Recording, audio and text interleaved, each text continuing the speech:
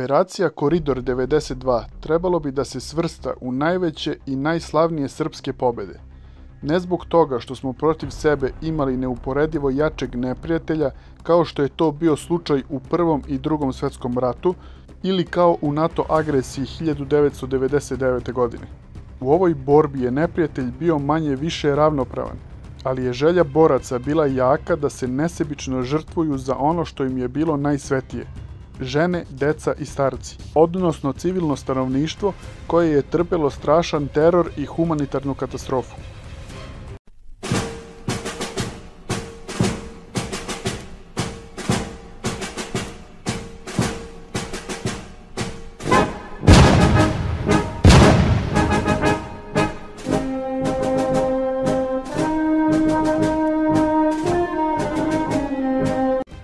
Na početku bih želeo da vas zamolim da se pretplatite na kanal kako bih imao motivaciju da nastavim sa radom. Hvala.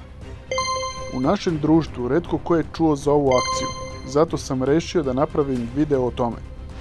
3. marta 1992. godine regularna hrvatska vojska prelazi reku Savu i zauzima opštine Odžak, Modriču, Derventu i Bosanski Brod. Cilj im je bio da se sastanu sa Hrvatskim većem odbrane, odnosno hrvatskim i bošnjačkim jedinicama koje su delovale u dubini i tako preseču kopnenu komunikaciju Banja Luke i ostatkom Republike Srpske sa Srbijom.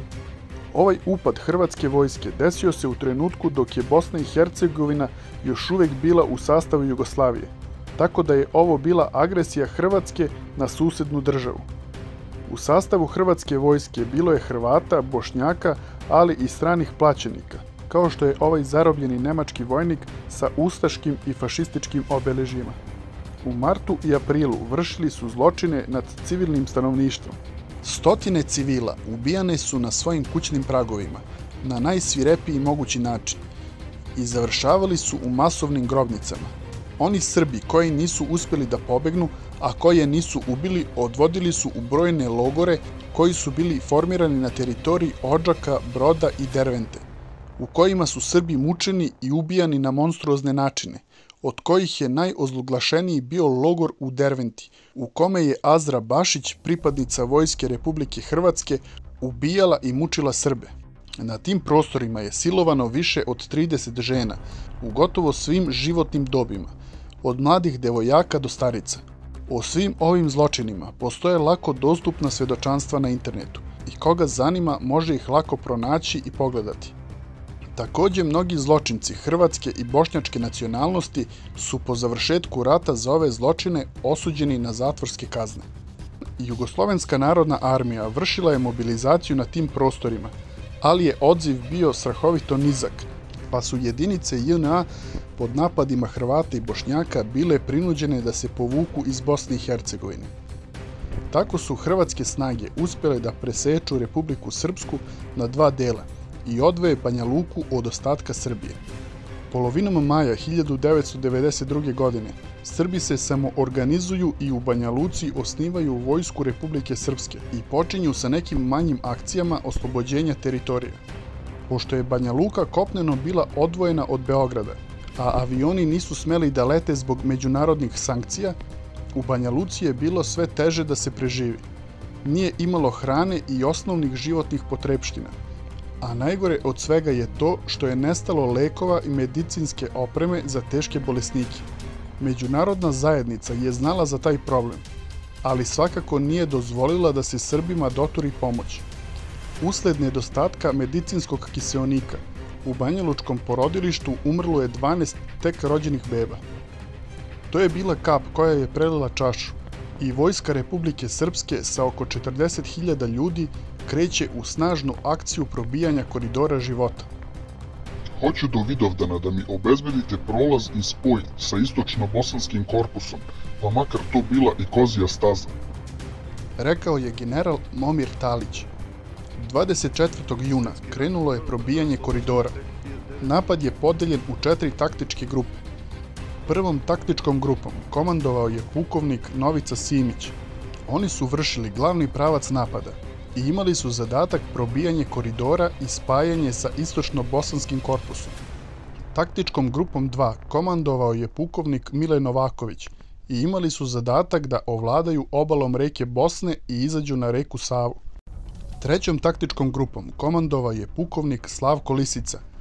Imali su zadatak da ovladaju širim reonom Dervente i Bosanskog Broda. I taktička grupa 4 pod komandom potpukovnika Radmila Zeljaje imali su zadatak da štite bokove glavnim snagama. Otpor srpskoj vojsci bio je jak, čak su bili bombardovani iz hrvatskih aviona, od kojih je jedan oboren. I pored svega toga, srpska vojska je konstantno napredovala i osvajala je položaj za položajem. 26. juna na Živkovom polju sukobile su se dve borbene grupe i posle kraćeg puškaranja shvatili su da su Srbi i sa jedne i sa druge strane. Onda su prekinuli vatru i sastali se na sredini. I onda su shvatili da je koridor bio probijen. Modrići su danas oslobodile kombinovane jedinice prvog krajiškog korpusa i ovim poželile da čestitaju praznik svim Srbima u svijetu. Ovim je koridor za Jugoslaviju uspostavljen. Put je slobodan. Sretno. Kasnije su nastavili napredovanje ka Modriči i 28. juna oslobodili Modriču.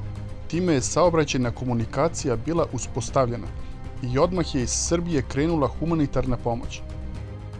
Koridor nije bilo moguće odbraniti ako se ne oslobode Derventa, Odžak i Brod, pa su snage Vojske Republike Srpske nastavile sa akcijom. Sljedeći oslobođeni grad bio je Derventa, kada su vojnici koji su oslobodili grad ušli u logore u kojima su mučili i ubijali Srbe, zatekli su stravične prizore i to im je dalo samo još veću snagu da nastave sa još bržim napredovanjem. Tako je i bilo.